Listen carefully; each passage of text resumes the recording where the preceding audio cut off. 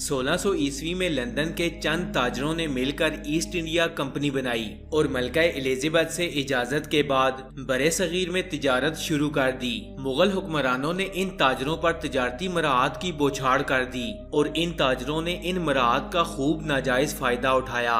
कुछ वक्त गुजरने के बाद इन्हीं ताजरों ने बरे सगीर के मुख्तलिफ हिस्सों पर आहिस्ता आहिस्ता कब्जा करना शुरू कर दिया। मुगल हुकूमत बहुत कमजोर हो चुकी थी, इसीलिए अंग्रेजों के जारहाना इक़दामात को रोक न सकी। सबसे पहला हमला सिंध पर होता है। 1843 में मियानी के मकाम पर फैसला कुन लड़ाई होती है और चार्ल्स नेपर की फतह होती है। कश्मीर पर कब्जा करने के बाद अंग्रेज कश्मीर को सिर्फ 75 लाख के एवज राजा गुलाब सिंह को बेच देते हैं और इंतहाई कम वक्त में पूरा बरे सगीर अंग्रेजों के कब्जे में चला जाता है। इस नाजायज कब्जे के बाद बरे सगीर की मुख्तलिफ जगहों पर अंग्रेजों के खिलाफ बगावतें शुरू हो जाती हैं। 10 मई 1857 को मीरठ के मकाम पर मुसलमान और हिंदू मिलकर अंग्रेजों के खिलाफ जंग लड़ते हैं, मगर पूरी तरह से नाकाम हो जाते हैं और कामयाबी अंग्रेजों के हिस्से में आ जाती है। इस जंग के बाद अंग्रेज जुल्मो सितम की हदें अबूर कर जाते हैं। जंगे आजादी में चूंकि मुसलमान आगे आगे थे, इसलिए इनके जुल्मो सितम की सबसे ज्यादा भेंट चढ़ने वाले भी बरे सगीर के मुसलमान ही बने।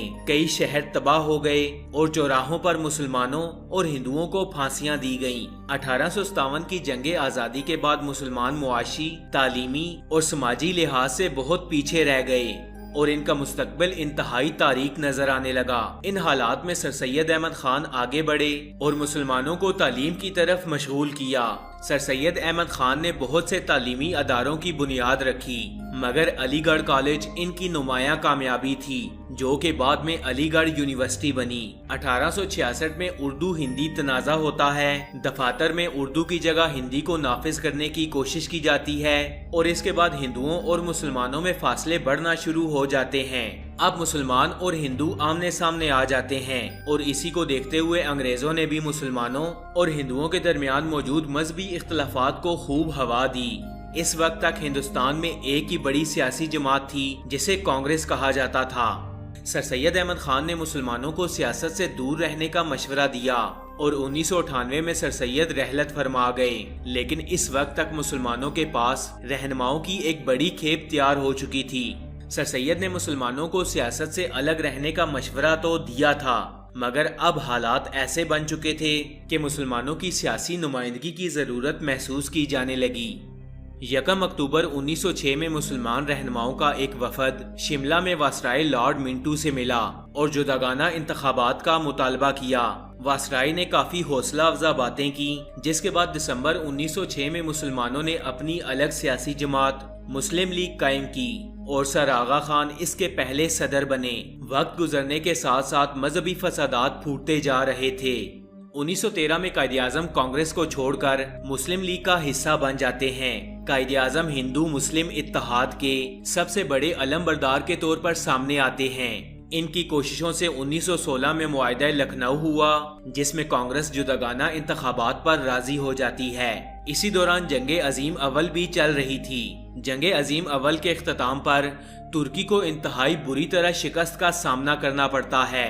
1919 में बरे सगीर के मुसलमान खिलाफत और मुकामात मुकद्दसा की हिफाजत के लिए तहरीक खिलाफत शुरू कर देते हैं और देखते ही देखते ये बरे सगीर की सबसे बड़ी तहरीक बन जाती है। गांधी इस तहरीक में मुसलमानों का साथ देते हैं, मगर बाद में अचानक इस तहरीक से अलग हो जाते हैं। इस तहरीक की वजह से मुसलमानों को शदीद नुकसान पहुंचता है। बगावतों को कुचलने के बाद 1919 में रॉलेट एक्ट नाफिज कर दिया जाता है, जिसमें अदालती कार्रवाई के लोगों को शकूक व शुबहात की बुनियाद पर कत्ल करने का हुक्म दे दिया जाता है।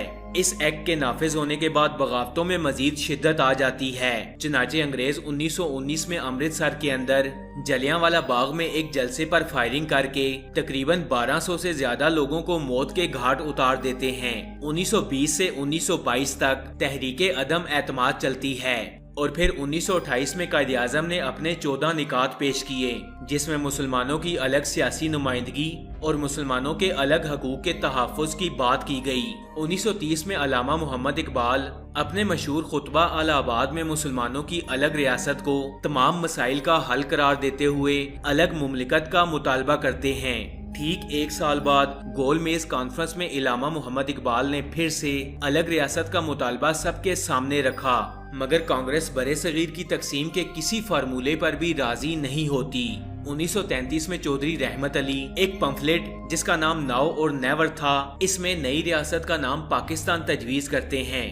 جب الگ ریاست کا کوئی بھی حل نکلتا نظر نہیں آیا تو قائد اعظم مایوس ہو کر لندن چلے جاتے ہیں اور پھر علامہ محمد اقبال کی درخواست پر 1934 میں واپس آتے ہیں اور پھر اپنی ساری زندگی مسلمانوں کی آزادی کے لیے وقف کر دیتے ہیں۔ 1937 میں عام انتخابات منعقد ہوتے ہیں جس میں کانگریس 1585 نشستوں میں سے 707 نشستیں جیت جاتی ہے، جبکہ مسلم لیگ کے حصے میں صرف 106 نشستیں آتی ہیں۔ اس الیکشن کے بعد کانگریس حکومت بناتی ہے اور مسلمان ایک بار پھر سے اپنے حقوق سے محروم ہو جاتے ہیں۔ چنانچہ 1939 میں جب یہ کانگریسی وزارتیں ختم ہوتی ہیں تو مسلم لیگ یوم نجات مناتی ہے۔ 1940 میں مسلم لیگ کا اجلاس لاہور کے اندر منعقد ہوتا ہے جس میں مولوی فضل الحق قرارداد پاکستان پیش کرتے ہیں جو متفقہ طور پر منظور کر لی جاتی ہے۔ اس اجلاس میں قائد اعظم اپنے خطبہ صدارت میں کہتے ہیں کہ 500 سال اکٹھا رہنے کے باوجود بھی ہندو اور مسلم کبھی اکٹھے نہیں ہو سکے۔ ہندو اور مسلم دو الگ الگ قومیں ہیں اور یہیں سے دو قومی نظریے کی بنیاد رکھی گئی۔ اس کے بعد پاکستان کا مطالبہ زور پکڑنا شروع کر دیتا ہے اور تحریک پاکستان عروج پر پہنچ جاتی ہے۔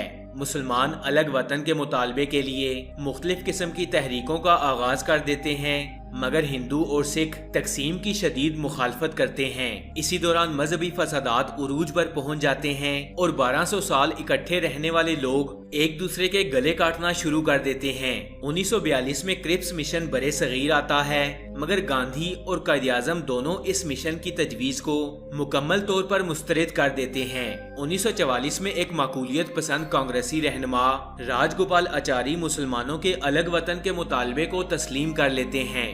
گاندھی جی متحدہ ہندوستان پر اڑ جاتے ہیں، جبکہ قائد اعظم الگ وطن کا مطالبہ جاری رکھتے ہیں۔ اب ہندوؤں اور مسلمانوں کے راستے واضح طور پر الگ الگ ہو چکے ہیں۔ 1945 میں واسرائے ماؤنٹ بیٹن شملہ میں رہنے والے رہنماؤں کی کانفرنس طلب کرتا ہے۔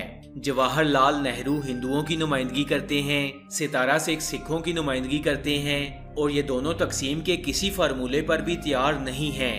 قائد اعظم مسلمانوں کی نمائندگی کرنے آئے ہیں اور یہ مسلمانوں کی الگ ریاست کے علاوہ کسی بھی سمجھوتے کو ماننے کے لیے تیار نہیں ہیں۔ اس کانگریس میں مسلم وزراء کی نمائندگی پر کانگریس اور مسلم لیگ میں زبردست اختلاف ہو جاتا ہے اور ویور پلان بھی بری طرح ناکام ہو جاتا ہے۔ کانگریس اور لارڈ ویول قائد اعظم کو اس کانفرنس کی ناکامی کا ذمہ دار ٹھہراتے ہیں۔ ویور پلان کی ناکامی کے بعد لارڈ ویول عام انتخابات کا اعلان کرتے ہیں۔ کانگریس متحدہ ہندوستان اور مسلم لیگ پاکستان کے مطالبے کے ساتھ میدان میں اترتی ہے۔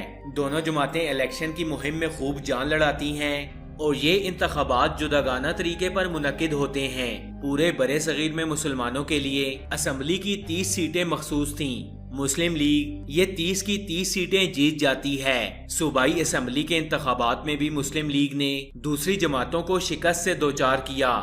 1945 اور 46 کے عام انتخابات قائد اعظم کے موقف کی تائید کرتے ہیں اور اب پاکستان کے قیام کی راہ ہموار ہو جاتی ہے۔ 1946 میں کابینہ مشن پلان برے صغیر میں آتا ہے۔ حکومت سازی میں شریک ہونے کے لیے تمام تجاویز کو ماننا بے حد ضروری تھا۔ کانگریس اس پلان پر بہت خوش تھی، مگر مسلم لیگ الیکشن جیتنے کے بعد اس پلان سے کافی مایوس تھی۔